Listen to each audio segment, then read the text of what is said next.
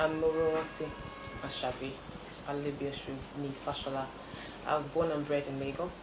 I am a graduate of business administration and I had obtained my master's degree from Business School, Netherlands.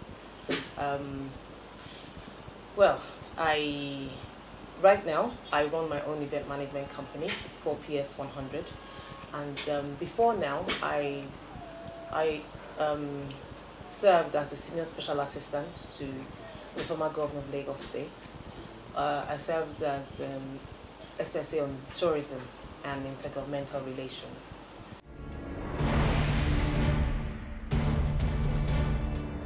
We are actually about 12, 13 years old. But when I went into government, the business suffered a little bit. But now that I'm on my own again, we're putting in all efforts to try and resuscitate and then boost what we do. And then because we're sure of what we do, we're passionate about what we do, we know that in no time, the sky will be our starting point. Ever since I can remember, I've always had the knack for certain things. Even when I was a young girl, I would attend parties with my mom, and then you'll see me straightening the tablecloth and then ensuring that the tumblers are well set on the table, if the chairs are not well, I've always had the knack to do that, And then I remember when I was at Insight Communications, I was there for 7 years. And when Insight was about 25 years old, when we wanted to mark the 25th anniversary of Insight Communications, I remember being part of the committee to put the events together, and it just wasn't an issue for me. It became my second nature.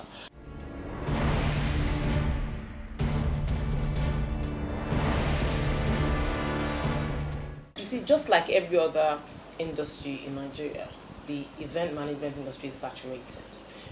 Everybody wants to be an event planner.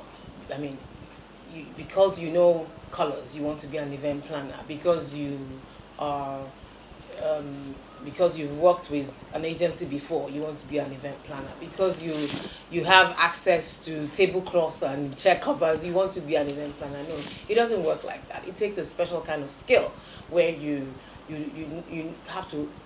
must create a theme around every event. You must help your clients decide the color scheme. You must let them understand how colors blend together, where people won't come to the event looking like masquerades and loud colors from head to toe. It takes quite a lot of, it takes strategy. You must be able to think very deeply and say to yourself, first things first, just like every other brand building strategy, who are you talking to? What do you intend to pass across? What's the theme of this event?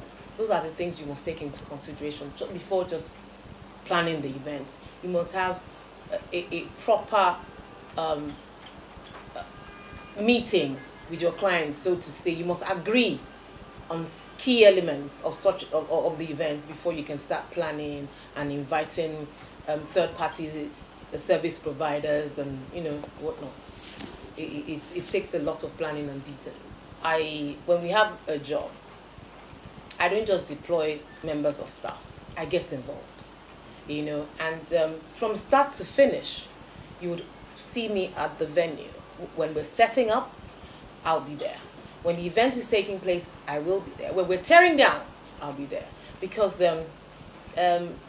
clients get a high level of confidence when they see the CEO or the person at the helms of affairs, being part of setting up such an event. It's all about passion. It's all about letting them know that, look, it's not the money you've paid this time. I'm going to put everything that I've got to ensure that you have a wonderful event at the end of the day. So that's just basically how I operate.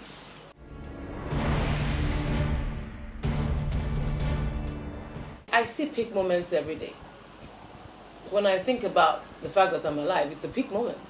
When I look at my children, they're my world, really. And there are some people who have helped my journey up until this point. There are people who have encouraged me. This year, I've met fantastic human beings who have told me, look, you can't give up. You're going. I mean, the sky is the beginning of your journey. I'm going to be there with you all every step of the way. You know, when you think about such things, it gives you hope. It gives you every reason to want to strive a bit harder. You want to keep trying because you're reaching for gold. So excellence is the journey that will take you to that goal.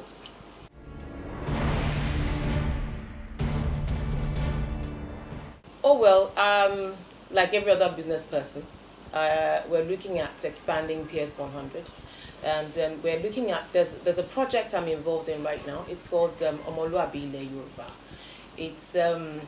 It's a social agenda towards social intervention agenda towards reawakening the cultural, moral, and social values that define us as a people, as Yoruba people. Because if you look around you today, there's so much decadence. And if we continue to keep quiet about it, it's going to do a 360 and come back to haunt all of us. Do young ones know how to greet anymore? Do they think it's important to show respect anymore? Do they even think it's important to stand up in a bus for an elderly person? I remember while we were growing up, when visitors come to the house and they're talking with my mom, even before they sit down, you know that you must excuse them. But these days, a lot of young ones don't even know when you're winking at them to get up and disappear. They don't even know when you're telling them, can you just please keep quiet? This discussion is not about you. These values must come back, really. You know, yes, we can hide under globalization. We can hide under technology. We can hide under any umbrella. But it's dangerous to hide under those things, you know, where there's a lot of decay that we must begin to manage properly in order to bring us back to sanity, for want of another word.